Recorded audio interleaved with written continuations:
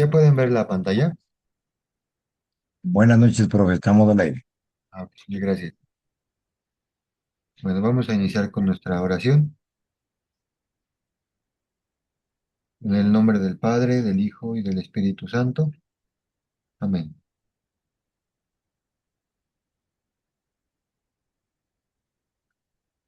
Ven Espíritu Divino, manda tu luz desde el cielo.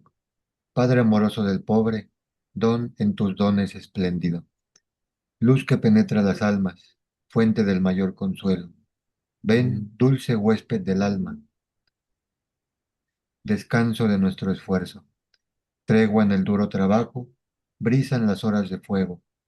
Gozo que enjuga las lágrimas y reconfortan los duelos. Entra hasta el fondo del alma, divina luz, y enriquecenos. Mira el vacío del hombre si tú le faltas por dentro. Mira el poder del pecado cuando no envías tu aliento. Riega la tierra en sequía, sana el corazón enfermo, lava las manchas, infunde calor de vida en el hielo, doma el espíritu indómito, guía al que tuerce el sendero. Reparte tus 7 dones según la fe de tus siervos. Por tu bondad y tu gracia, dale al esfuerzo su mérito. Salva al que busca salvarse y danos tu gozo eterno. Amén. En nombre del Padre, del Hijo y del Espíritu Santo. Amén.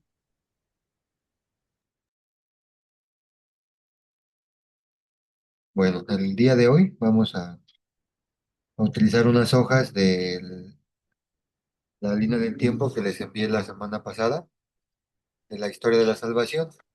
Vamos a ocupar tres nada más ahorita, que es esta de la promesa, la de la ley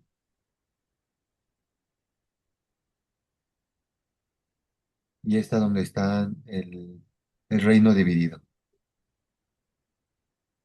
Estas tres.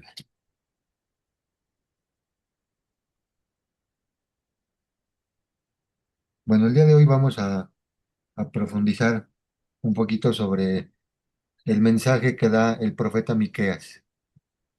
Y para hablar del profeta Miqueas y comprender su, su obra en la Sagrada Escritura, tenemos que adentrarnos primero en la historia del pueblo de Israel, lo que estaban viviendo, todos los acontecimientos, para entender en qué situación, en qué contexto Dios le da una misión al profeta Miqueas. Bueno, en esta hojita de la ley vemos en nuestro esquema que hay una etapa del pueblo que se llama la monarquía, en donde los reyes Saúl, David y Salomón van al frente del pueblo, lo van guiando, le van mostrando la voluntad de Dios, cada rey con sus respectivos errores y debilidades, pero aún así, con sus defectos y con sus fallas, Dios iba haciendo su obra en su pueblo. El rey Salomón empezó bien. Él tenía en un principio el deseo de cumplir la voluntad de Dios, quería hacer las cosas bien, quería guiar al pueblo hacia el encuentro con Dios, quería que todos amaran a Dios, quería que todos cumplieran sus mandamientos.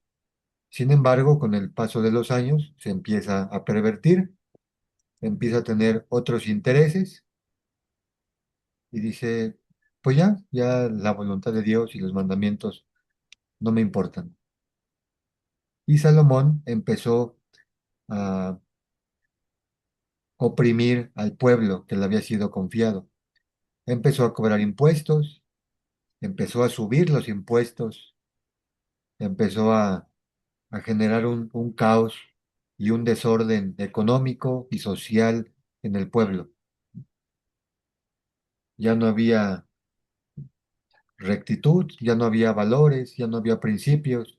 Ya Salomón había pervertido todos los aspectos de la comunidad. Y él se movía pues ya por los impuestos. Él quería que el pueblo pagara más para él incrementar sus riquezas. Entonces el pueblo se sentía oprimido, se sentía vacío, se sentía utilizado y dijeron, pues ya estaban esperando el momento en que se muriera para poder ser libres y que otro rey que si fuera bueno, pues ahora los si fuera conduciendo hacia Dios. En ese contexto, cuando muere el rey Salomón, está la siguiente hojita que dice el reino dividido. Cuando muere Salomón,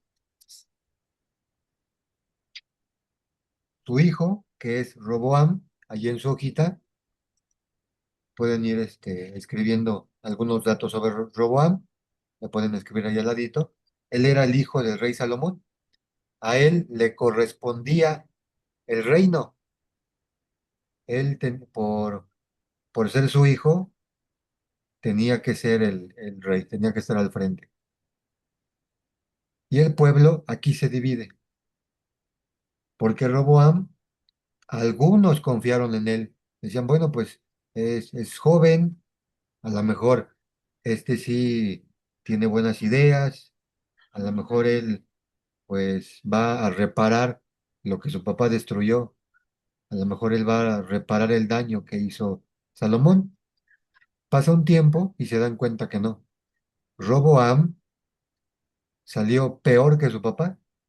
Y si su papá ya cobraba muchos impuestos, Roboam cobraba ya más. Y más opresión para el pueblo, más injusticias, más violencia, más desorden, todo menos la voluntad de Dios. Y es por esta razón que el reino se divide. Con Roboam, con el hijo del rey Salomón, se, se quedan dos tribus, la tribu de Judá y la tribu de Benjamín. Entonces vamos a ponerlo aquí para que lo vayan escribiendo también ahí en su hojita.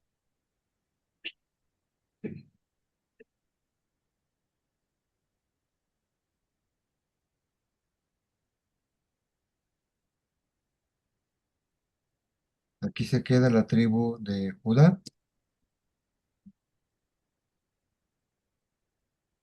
y la tribu de Benjamín.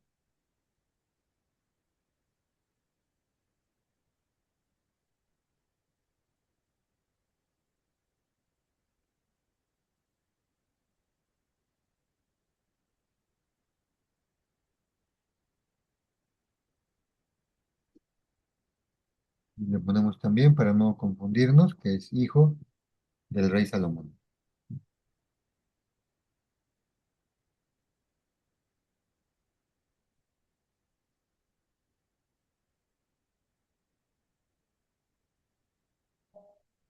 Y Jeroboam, él era un general del ejército del rey Salomón. Era pues muy querido, tenía pues mucho pegue con la gente por sus grandes capacidades en cuanto a la batalla. Y pues tenía tanto, jalaba tanta gente con su forma de ser, con la forma de dirigirse, que de las 12 tribus de Israel, 10 se fueron con él, porque dijeron, pues ya vimos que Salomón no, no nos hizo bien, Roboam llegó peor, pues vámonos con Jeroboam, porque él sí nos va a ayudar, él sí nos va a guiar por buen camino. Y entonces aquí ya tenemos las tribus de Judá y de Benjamín, y las otras 10 tribus las podemos escribir aquí arribita en un espacio, y así sirve que repasamos las 12 tribus. Para eso vamos a ocupar la primera hojita, la que dice la promesa. Judá y Benjamín se van con Roboam y las otras 10 las podemos escribir ahí al ladito de Jeroboam. La tribu de Rubén, Simeón, Leví, Isaacar, Zabulón, José, Dan, Neftalí, Gad y Aser. Esas 10 tribus con Jeroboam. Como ya tienen ahí su hojita impresa, pues ya es más fácil. Me espero un minutito para que las puedan copiar.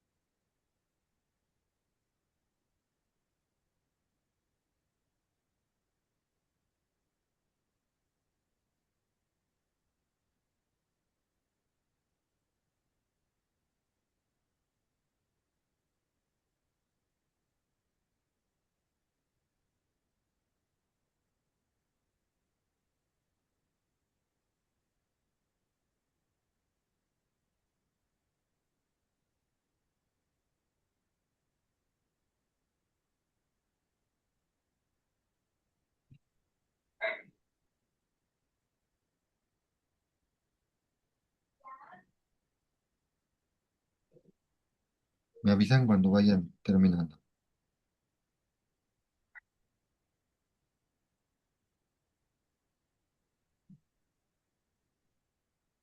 Ya, maestro.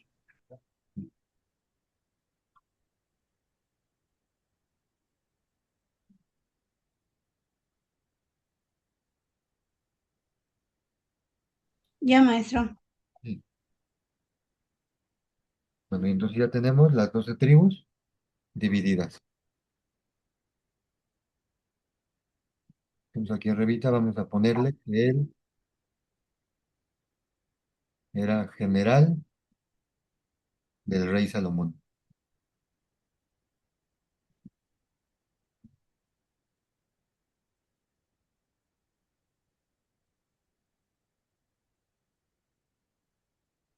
Ya tenemos entonces los dos reinos, el reino del sur y el reino del norte.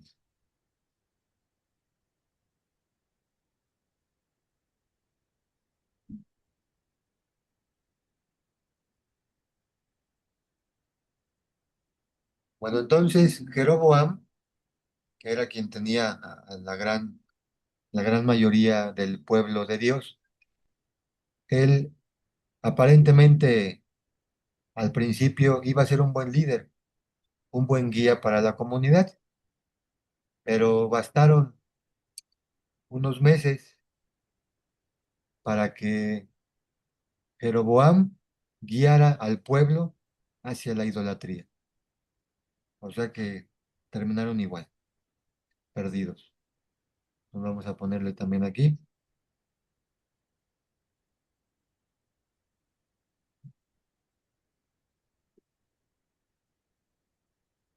Conduce al pueblo hacia la idolatría. Y le van a rendir culto al dios Baal. Eso lo ponemos en Jeroboam.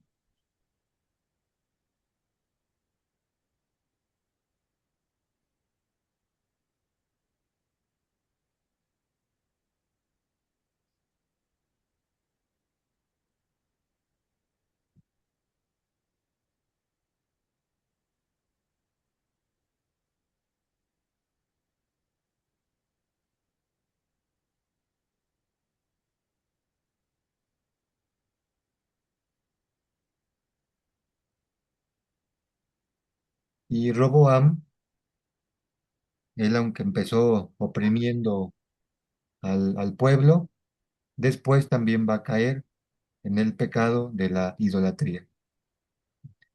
Roboam fue opresor e idólatra, y también el pueblo. Pero Roboam tardó más en caer en la idolatría. El primero fue Jeroboam.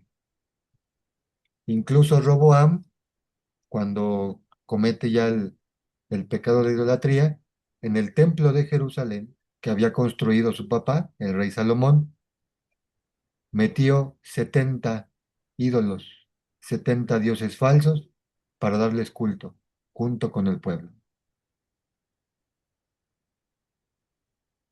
Entonces, Jeroboam, que fue el primero en caer en idolatría, va a ser el primero también en ser destruido, porque el pecado siempre trae consigo su propio castigo. ¿Y cuál va a ser la consecuencia? Pues que el imperio asirio los va a destruir en el año 721 antes de Cristo. Lo ponemos por aquí al ladito, donde dice Asiria, o ahí donde guste. 721 antes de Cristo. Es la caída del reino del norte. Profe, nos dijo que Roboam había caído también en la idolatría. ¿Y en qué? Ah, Roboam era opresor del pueblo y después ya comete la idolatría. Ah, ok, ok. Entonces, 721 antes de Cristo,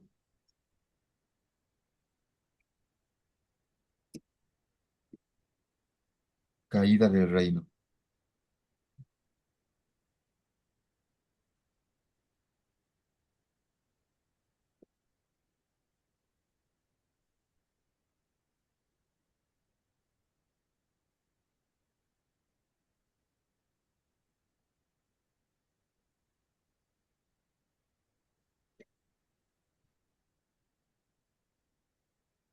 Bueno, y en este contexto, bueno, también lo voy a poner aquí abajito, lo de Roboam.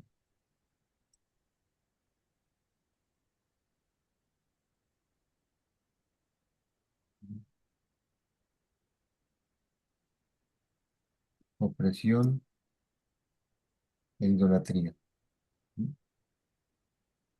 La opresión porque continuó el mismo legado de su papá, de cobrarle al pueblo los impuestos, quitarle sus tierras, nada más porque ese terreno me gusta y ya, y porque soy el rey, te lo quito. Maestro, Roboam fue el que le pidió consejo a los amigos y, y a los ancianos, y en lugar de escuchar a los ancianos, o escuchó los consejos, los malos consejos de sus amigos, ¿no? Ujú. Sí, Fue, igual es- que, sí, fue igual que el rey Saúl, también Dios le mandaba profetas y le decía, haz las cosas bien, y él, no, yo quiero hacer esto, y esto se va a hacer. Ujú. Sí, bueno, entonces en este contexto, Dios envía al profeta Miqueas. Van pasando los años y Dios sigue trabajando, sigue realizando su obra a pesar de la maldad del ser humano. Y ahora sí vamos a nuestra Biblia, la abrimos en el libro del profeta Miqueas.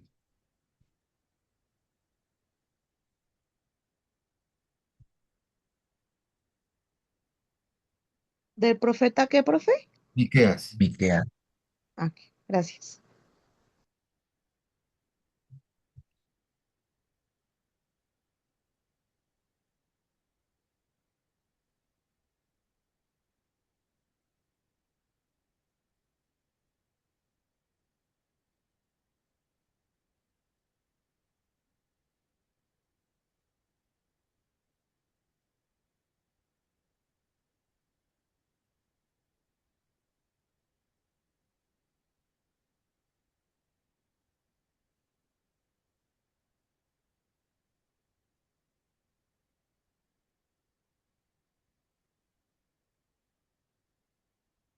Libro del profeta Miqueas.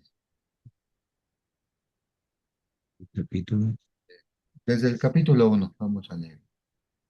Dice el texto, profeta Miqueas. Palabra del Señor que Miqueas de Moreset recibió en tiempos de Jotán, Ahaz y Ezequías, reyes de Judá. De hecho, aquí aparecen esos reyes en nuestro esquema. Jotán, Acaz o Ahaz y Ezequías. Aquí están. En esta época, durante estos reinados, Dios envía al profeta Miqueas. Versículo 2 dice juicio de Samaria, es decir, es el juicio contra el reino del norte. Ahí está en su esquema también, capital Samaria. Esto que vamos a leer es lo que Dios les manda decir a este reino sobre el pecado de idolatría. Escuchen todos los pueblos, pongan atención, tierra y cuanto la llena. El Señor va a testimoniar contra ustedes. El Señor desde su santo templo.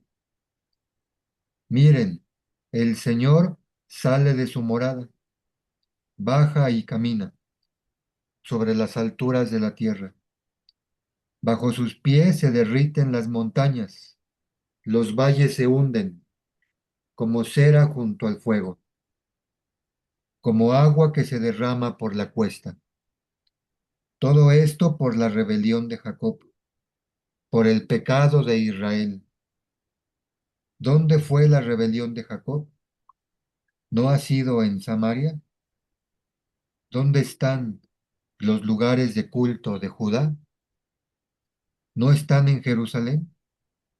Convertiré a Samaria en campo de ruinas, en lugar donde se planten viñedos. Haré rodar sus piedras hasta el valle. Todas sus estatuas serán trituradas, las estatuas del dios Baal, todos sus salarios echados al fuego. Destrozaré todos sus ídolos, porque han sido adquiridos con salario de prostituta, y en salario de prostituta se convertirán. Hasta aquí me detengo. El pecado fuerte en, en este reino fue la idolatría. Cuando pasa el tiempo, en este reino también llega la opresión y llega la injusticia. Tienen los mismos pecados, pero en diferente orden. En el reino del sur, primero fue la opresión, lo más fuerte, y después la idolatría. Aquí fue la idolatría primero y después llegó la opresión. Vamos a ponerlo aquí adelantito.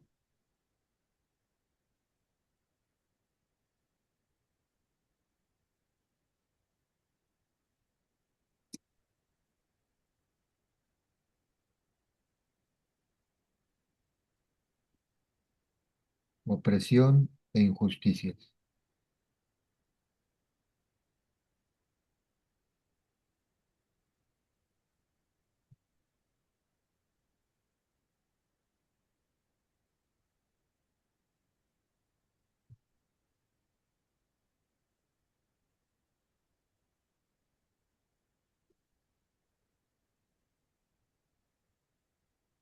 Ahora vamos al capítulo 2, versículo 1.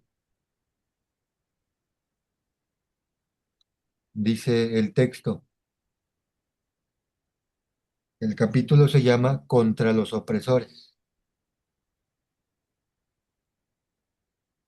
Aquí le está hablando directamente, igual, al reino de Samaria, al reino del norte. Primero se menciona la idolatría y después la opresión, porque en ese orden fue teniendo lugar su pecado. Capítulo 2, versículo 1. Dice el texto, ay de aquellos que planean la maldad, que traman el mal en su cama, y en cuanto es de día, lo ejecutan, porque tienen el poder en su mano. Hasta aquí me detengo. Bueno, este versículo del profeta Miqueas Es un versículo también muy actual. Es la actualidad de la palabra de Dios. No solamente en este tiempo había opresión, sino también en nuestra sociedad. Menciona aquí, hay de aquellos que planean la maldad, que traman el mal en su cama.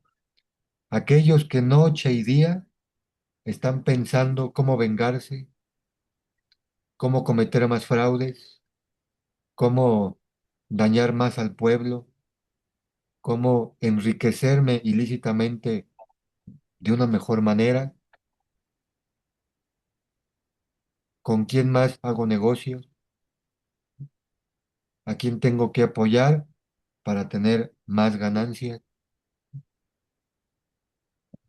Y eso solamente va provocando muerte, injusticia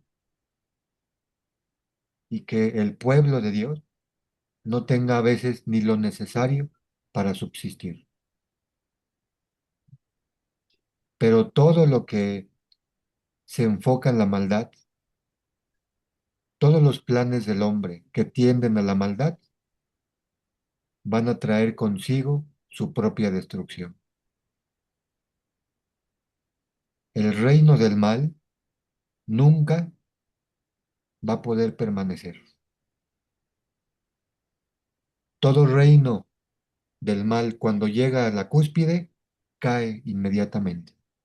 No se sostiene, no se mantiene, porque no tiene principios, porque no tiene valores. Y esto lo muestra la historia. Imperio que llega al poder y destruye y gobierna y se enriquece, cae. El imperio asirio, el imperio romano, el imperio griego, el imperio otomano y así muchísimos más, que llegan, destruyen, se sienten poderosos, grandes, y llega otro y los acaba.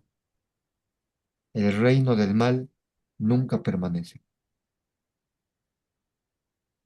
no tiene fundamento, no tiene solidez. Cuando unas personas están sumergidas en ese reino del mal, entre ellos se destruyen. Y lo vemos también hasta en la actualidad. ¿Cuántos políticos, cuánta gente de poder piensa nada más en su riqueza? Piensa nada más en su bienestar, sin importarle el pueblo. Y sus mismos compañeros, sus mismos aliados, los destruyen. Entre ellos se matan porque quieren el poder, porque quiero estar más alto, porque yo quiero ganar más. Y si tengo que matar a ese y a ese, no importa. Y si me tengo que aliar con el narcotráfico, me alío, ¿qué importa? Quiero más poder, quiero más riqueza, quiero estar por encima de los demás. Lo mismo que estaba viviendo este reino es lo mismo que va a vivir la sociedad. Es la actualidad de la palabra de Dios. Estamos sumergidos en una cultura de muerte, en una cultura de miedo, de injusticia. Y muchas personas duermen pensando qué negocio voy a hacer mañana. Hay que apoyar el aborto, hay que apoyar la eutanasia, anticonceptivos, muerte, porque importan más mis intereses. A eso también se le llama secularización. Voy a poner aquí esa palabra,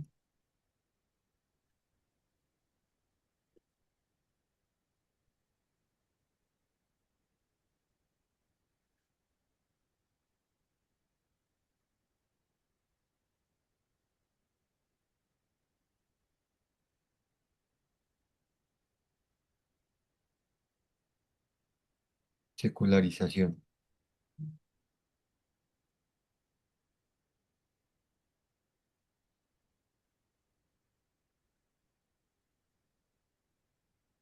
¿Y qué es la secularización?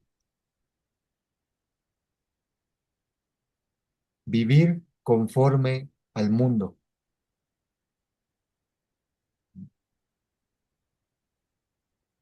que la mentalidad del mundo, las filosofías del mundo, las ideologías del mundo me gobiernen y sean todo para mí.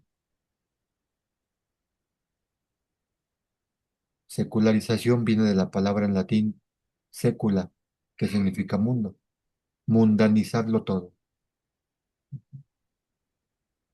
La secularización hace que te olvides de lo sagrado, de lo divino, que es lo mismo que estaban viviendo ellos. ¿Te importa el Dios de Israel? Tenemos nuestros dioses. Ellos sí nos escuchan, nos acompañan, nos guían y se burlaban de los que iban al templo y se burlaban de los que oraban y se burlaban de los que cumplían la ley, los mandamientos, como en la actualidad. Debido a la secularización, muchos católicos reciben burlas, críticas, incluso son asesinados. ¿Y para qué vas a la iglesia a perder el tiempo? Si tienes familia, aquí tienes tu casa, ¿qué vas a hacer allá? Eso no sirve. ¿Para qué lees la Biblia? ¿Para qué la estudias? Si es un libro antiguo que ya no tiene validez, mejor lee literatura moderna, lee filosofía, lee metafísica. ¿Para qué tienes santos? ¿Para qué tienes a la Virgen? Cuelga mejor este amuleto, ponte esta pulsera, usa esta protección. Toda la nueva era es una secularización disfrazada de espiritualidad. Y ya no valoramos a los sacerdotes, ya no valoramos la oración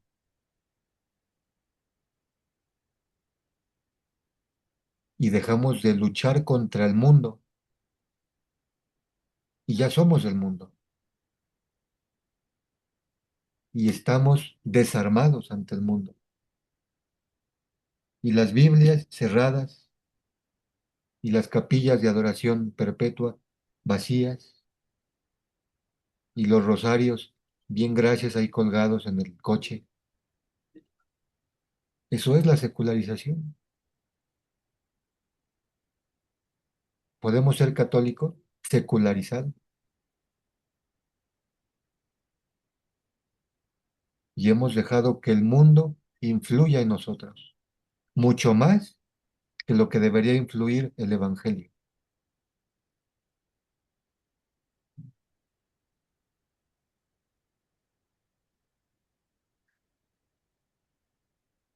Hay personas que ya se olvidaron que al sacerdote, como una señal de respeto, de reverencia, de que estoy reconociendo el sacramento del orden en él,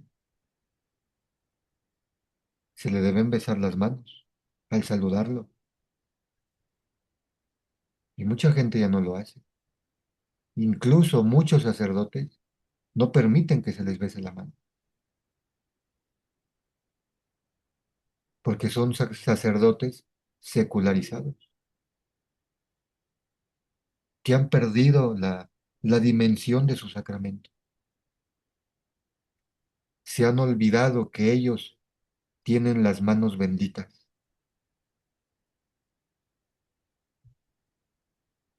y ya no permiten que se les besen. Todos esos pequeños detalles son parte de una cultura secularizada. Nos hemos olvidado de lo sagrado. Nos hemos olvidado de Dios.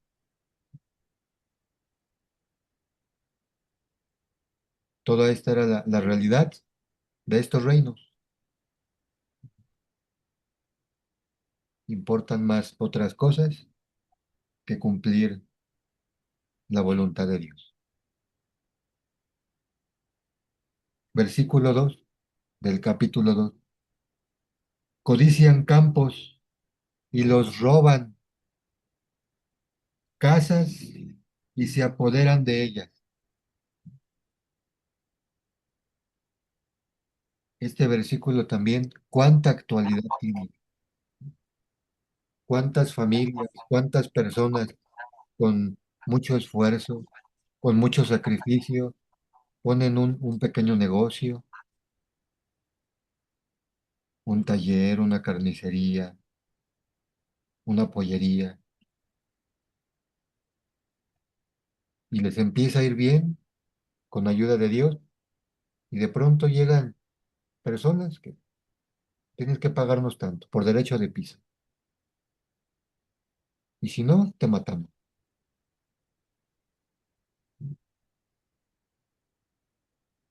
Y vas, denuncias y, no, pues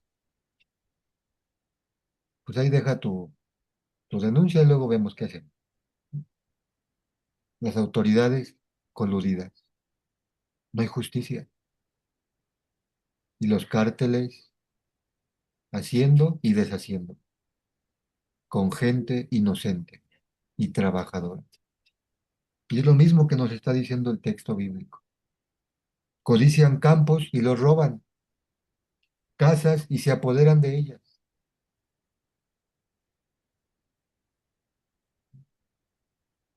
Y me das tanto nada más porque yo digo, nada más porque aquí en esta zona yo mando.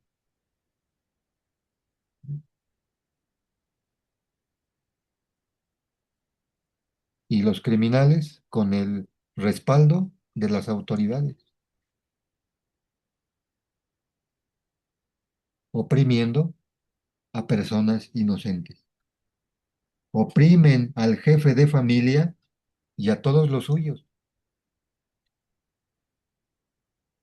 al dueño y a sus bienes. Es lo que vivimos en Guadalajara, en Michoacán, en Sinaloa. ¿Cuántas familias son asesinadas? Nada más porque no pagaron, nada más porque no se dieron, nada más porque tuvieron que cerrar su negocio, porque ya no podían y nunca recibieron ayuda de alguna autoridad. Toda esta injusticia no es algo nuevo, desde la antigüedad ya estaba presente.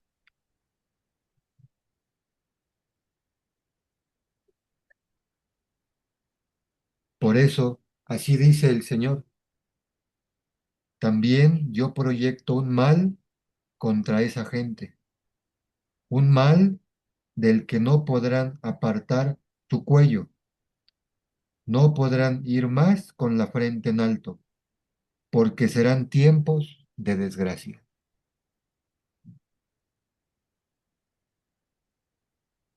Un mal del que no podrán apartar su cuello. Y precisamente el imperio asirio, en el año 721 a.C., llega a atacar al reino del norte y a todos les corta la cabeza. ¿Qué es lo que dice?